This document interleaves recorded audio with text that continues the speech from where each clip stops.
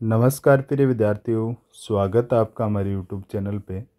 देखो, जो हम पढ़ने जा रहे हैं उस टॉपिक का नाम है अंतराल आर के उपसमुच्चय के रूप में। यानी अंतराल आर का मतलब जो वास्तविक संख्या है उनके उपसमुच्चयों को अपन कैसे लिख सकते हैं। तो इनके लिखने के काफ़ी तरीके होते हैं। तो मैं आपको इसको देखो चार्ट के माध्यम से ही बता रहा हूँ, तो आप अच्छे से समझना बात को। हम एक चार्ट बनाते हैं।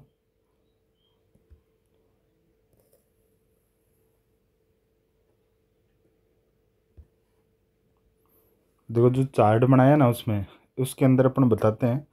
तो देखो, हो क्या सकता है, एक बात समझना।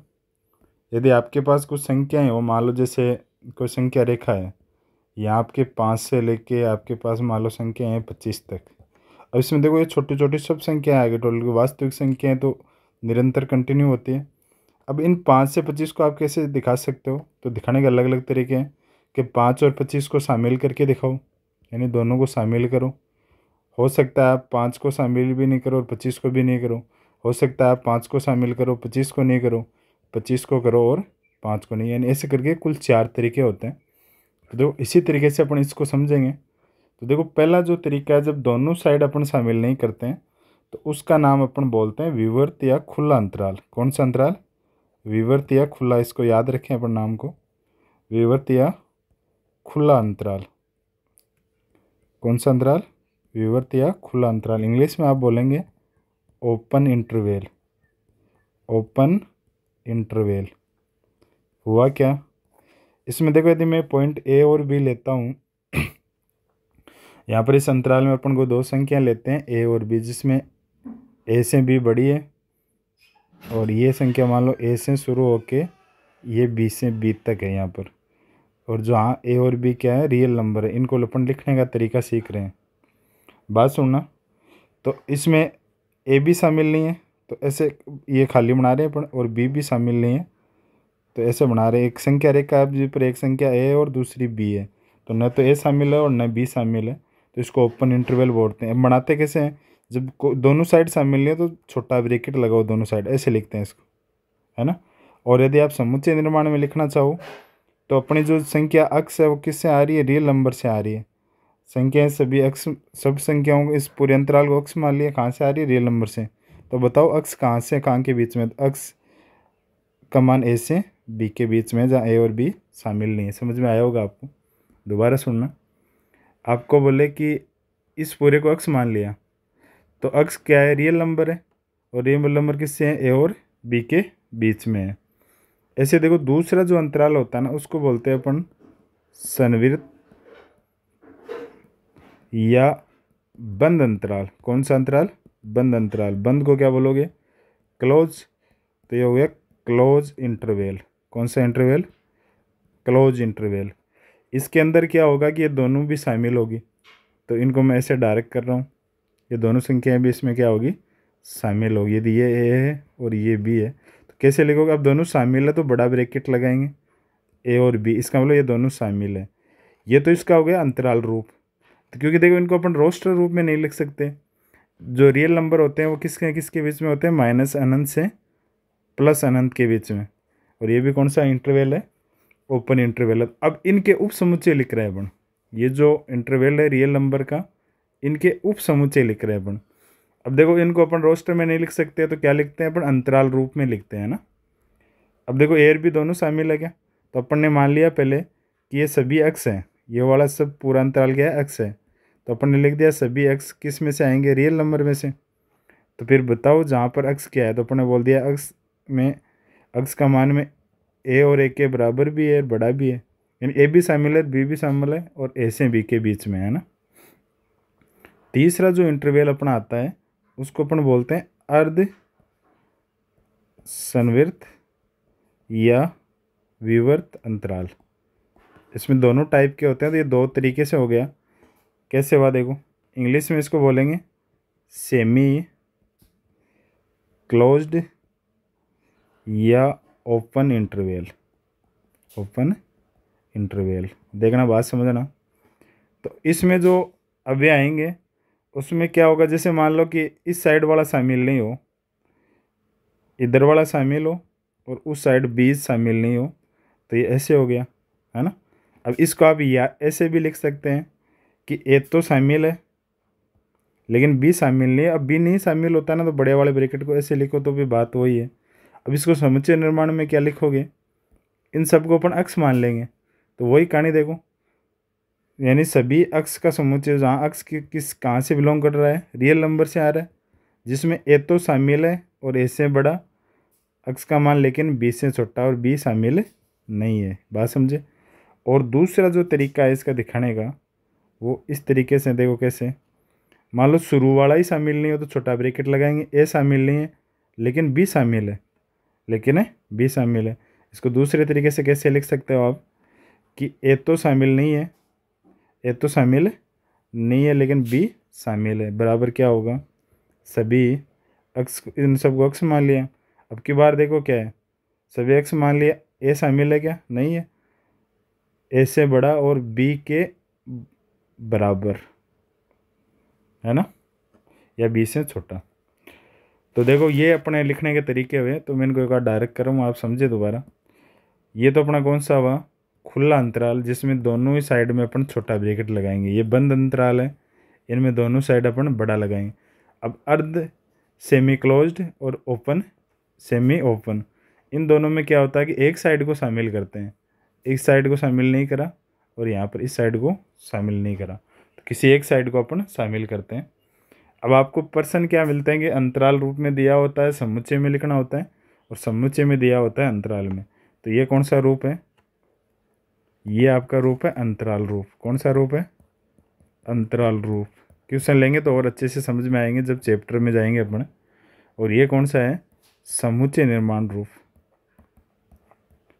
ठीक है, ऐसे ही इनमें भी ये अंतराल और ये समुच्चय, यहाँ पर ये अंतराल, ये रही तो अंतराल और ये समुच्चय निर्माण है ना।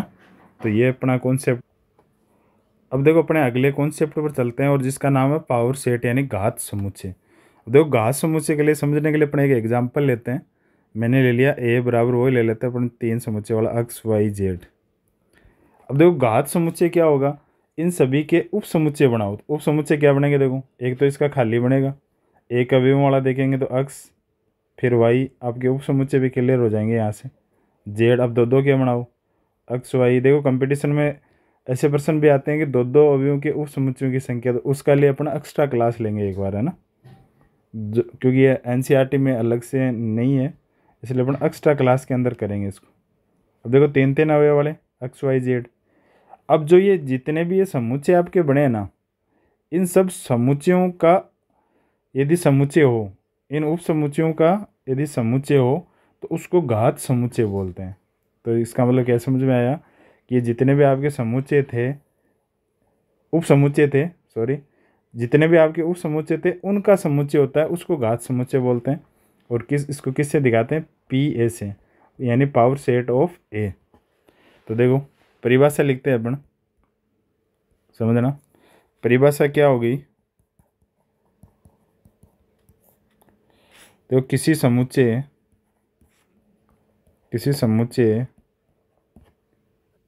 देखो परिभाषा हो गई, किसी समुच्चय एक के सभी संभव उप समुच्चयों का समुच्चय, उप समुच्चयों का समुच्चय घात समुच्चय होता है। अगला एक इंपॉर्टेंट पॉइंट और लिखते हैं कि जो आपका घात समुच्चय है ना, P A power set of A का प्रत्येक अवयव, इसका प्रत्येक अवयव क्या होता है बताओ दाने, इसका प्रत्येक अवयव एक समुच्चय होता है। ध्यान रखना क्या होता है, समुच्चय की फॉर्म में होगा, यानी ब्रैकेट मेरे से लगा हुआ या खाली है तो खाली वाला समुच्चय, यानी रिक्त समुच्चय हो गया। तो क्या होगा देख लो, ये रिक्त समुच्चय ही है, ये सब समुच्चय के रूप में ही है। तो इसका प्रत्येक अवयव क्या होता है, एक समुच्चय होता है ना। और इसमें अवयवों की संख्या यानी ऑर्डर ऑफ पी ए क्या हो जाएगा बताओ। अब देखो ये तो आपको पता चल ही रहा है कि अवयवों की संख्या क्या होगी, जो उप समुच्चयों की संख्या होती है, तो उप समुच्चय की संख्या क्या होती है 2 की पावर n, तो इसकी भी क्या हो जाएगी 2 ऑफ ऑर्डर ऑफ ए हो जाएगी, है ना। तो अच्छा था प्रश्न, यानी अपना ये नया कॉन्सेप्ट अच्छा था, घात समुच्चय पावर सेट, है ना। अब आपको इस चैप्टर में 1-2 क्वेश्चन है तो वो अपन करेंगे तो और अच्छे से समझ में आएगा। आप तो ये ध्यान रखें कि कोई समुच्चय दिया हुआ है उसके उप समुच्चय बना दें, और उन उप समुच्चयों का समुच्चय घात समुच्चय होता है ना।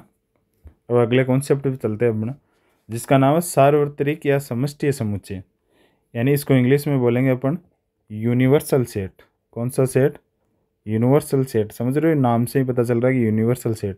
देखो संख्याओं का समुच्चय पढ़ रखा है, तो मैं यदि नेचुरल नंबर के बारे में बात करूं तो नेचुरल नंबर है ना, वो भी यूनिवर्सल सेट हो सकता है। किन का? सम संख्याओं का, अभाज्य संख्याओं का। यानी जो चीज़ें आप पूछ रहे हैं ना, वो सब चीज़ें इसके अंदर हो। जिस समुच्चय के बारे में अपन बात कर रहे हैं, जो विचाराधीन है, उसके अंदर या इधर वाले सब समुच्चय यदि शामिल हो तो उसका क्या हो जाता है? वो सार्वत्रिक समुच्चय हो जाता है। यानी अपन कह सकते हैं कि पूर्णांकों का समुच्चय ना जेड, इस जेड के लिए बताओ परिमेय संख्याओं का समुच्चय मान लो या रियल नंबर क्या है? एक सार्वत्रिक समुच्चय है। तो इसकी भी अपन परिभाषा पढ़ते हैं। देखो परिभाषा में एक बार रोक के वीडियो लिख देता हूँ जिससे कि आपका टाइम बचे। तो वो बात समझना, जब विचाराधीन सभी समुच्चय किसी एक ही समुच्चय के उप समुच्चय होते हैं तो उस समुच्चय को सार्वत्रिक समुच्चय कहते हैं। यदि बहुत सारे समुच्चय हैं और किसी एक समुच्चय के उप समुच्चय हैं तो उसको क्या कहेंगे? सार्वत्रिक समुच्चय अपन कहेंगे, है ना। तो इस बात को आप समझें।